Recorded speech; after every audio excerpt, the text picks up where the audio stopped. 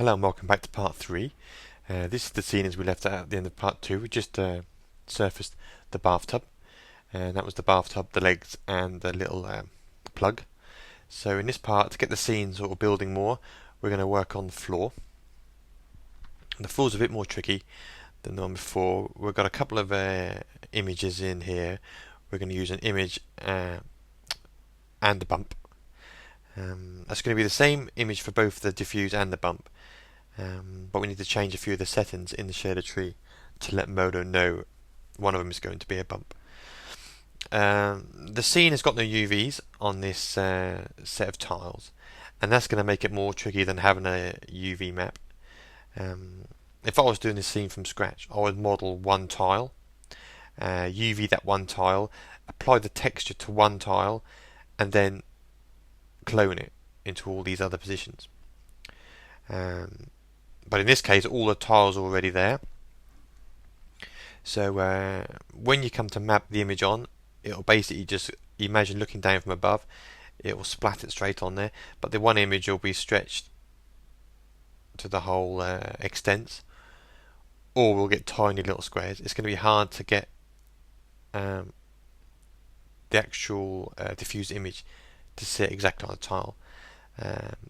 But there's some ways around this we'll do today to give it a best shot. So what we'll do, we're in items, we're in the render tab, in items mode. We'll click on the floor there, the tiles, and in the shader tree here, as saying we've got one material called floor tiles. So we'll just open that. Inside there's a standard material. This is the one that comes in when you actually create the material in the first place. It's all standard assets. Nothing's been changed. 80% diffuse, 20% specular, etc. etc. It's bog standard.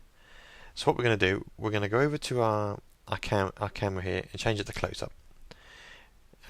And then what I'm going to do with this, I'm just going to pull it back a bit. And I'm just going to flip it over,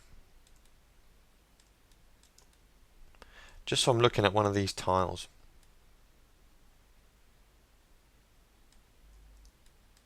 Because basically at the end of the day we want it to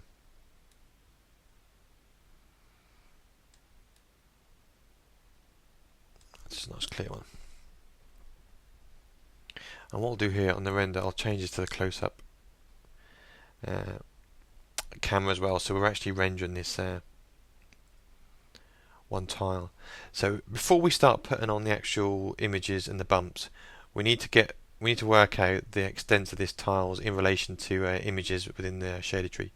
So what I'm going to do, I'm going to add a layer, I'm going to add an image map, load image, and then within the assets, again, same as we were before, we'll go over to images, we'll go down to UV, and I'll stick in the UV checker.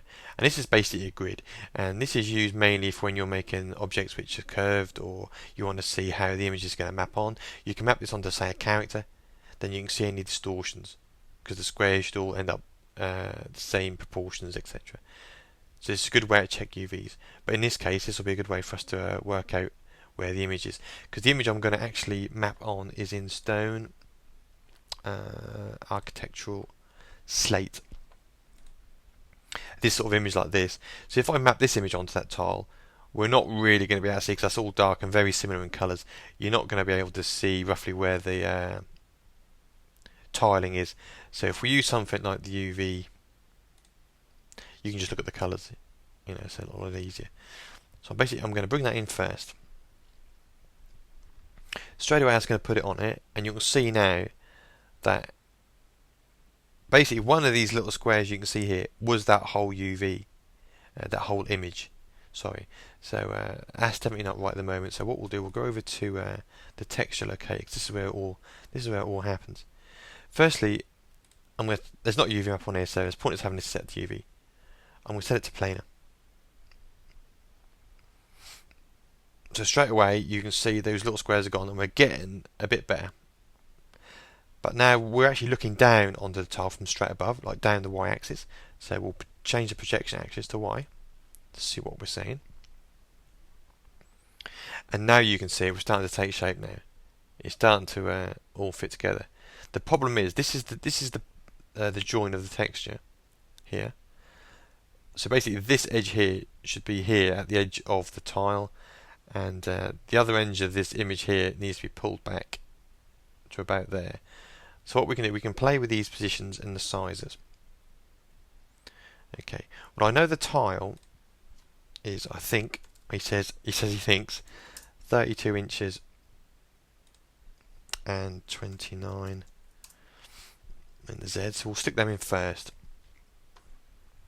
And so already you can see I scaled it down, and if you can imagine this corner being pulled out to there, that's roughly the same distance as this corner being pulled over there. So basically we just need to shift this whole image that way a bit and down a bit. So this corner here comes down into this corner of the tile here. So we're going to play with the position a bit. So I'm going to bring it over. Let's try 8 inches.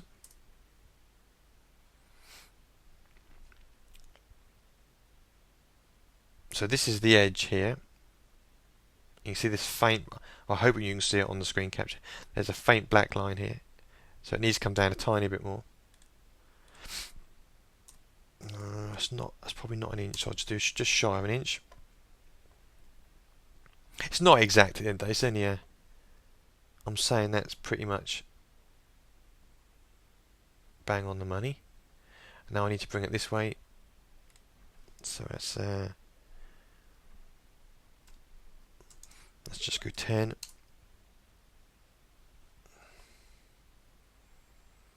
Okay, I'm going this way now, so as we're going this way, we could have put a positive number and come the other way. I'll keep going now, I'm sort of working in negative. So that was about halfway, so I'm going to... This is just... sometimes this can be a bit sticking the numbers in and hoping for the best. But, you know, admittedly, originally you would have a full UV map, so it would be just a case of selecting UV. But we're having to fudge this a bit because we haven't got no UV.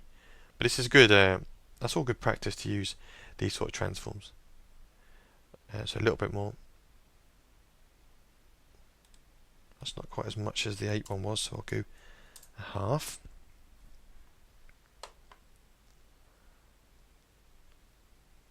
Okay, so that's pretty much got that image on one tile. So you can see now every tile is going to have an individual image on. So that's good so far. So what I'm going to do, I'm going to leave this image and this material alone, just in case we need to come back to it and refer to it. So above that, I'm going to add a new material.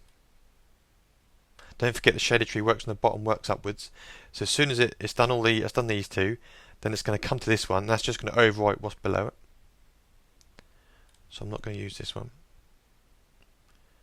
I'm not going to use that UV map. So this is another bog standard material as it comes in. So now I'm going to add in my images to make the actual slate floor. So I'm going to go up to add layer. I'm going to add an image map. And I'm going to load an image. I'm going to go back to stone architectural slate, and I'm going to use the bump image, and I'm going to use the bump image for the diffuse and the bump in this instance, even though there is an image for the actual diffuse. It's got this bluey tinge in it, and I want to actually just set it as a sort of a dark grey, so I'm not going to use that at all. I'm just going to use this bump just to break up the surface more than anything. So I'm going to bring that in. So now what we need to do is basically just copy these values here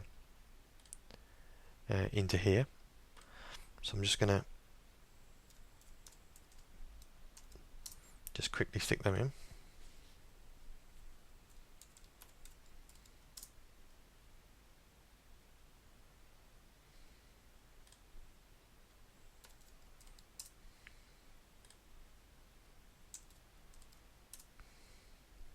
And just change the UV map to planar in the Y. Make sure the horizontal repeat and the vertical repeat is set to repeat. And if you look up now, you can see that image sitting nicely on that tile. This is going to be the bump, so I'm going to need to change this guard. So if you right click on the diffuse there and bump, if you can't see it, this is basically the last ones you've used in the past. But if you can't use it, that's in surface shading there. If you can't see it in your recent list, and that'll bring the colours back, but you'll still see the bump on there. So what I'm going to do now, I'm going to bring in. Actually, I'm going to use the same one again, so I needn't bring it in, just so we can keep all these settings the same. I'm just going to make a duplicate of that.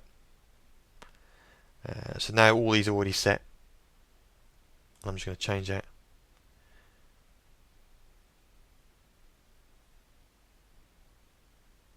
to diffuse.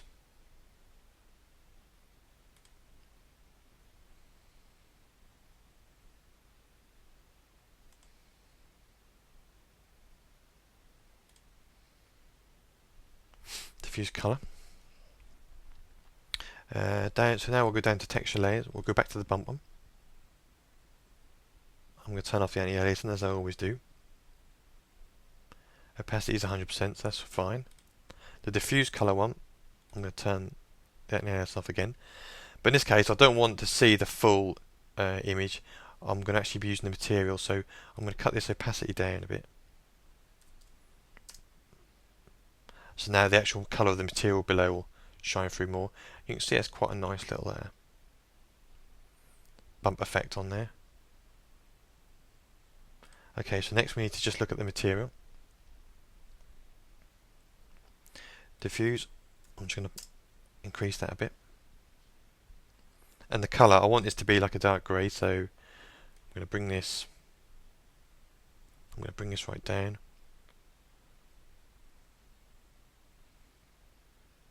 Probably about there. Maybe just pump up the blue slightly to give it more of a slaty colour. You can see here now I've just bumped up the blue from 0.23 to 0.26. I'm going to turn the conserve energy on. Specular. I don't want to see all these bright white specks quite so much, so I'm going to bring that right way down. And then for now I'm going to up to 10%. Now with the reflections, I looked at, there was a slate texture in the presets, and it did look quite good, but I just wanted that a bit more reflection-y than that, so I'm going to up this to 12.5%. The only thing you need to watch out with this specular is if you go too high, it might make the ground look a bit wet. So it's worth just playing with that. 10% on that. I'm going to turn on blurry reflections, and I'm just going to up these rays slightly. Okay, so I think I'm happy with that. I'm leaving these UVs in there just in case we get some real anomalies we can't tell where the texture is. We can come back and check that. That's the only material needed for the floor. So I'm going to go back my camera to the scene cam. I'm happy with the tiles, looks quite nice there.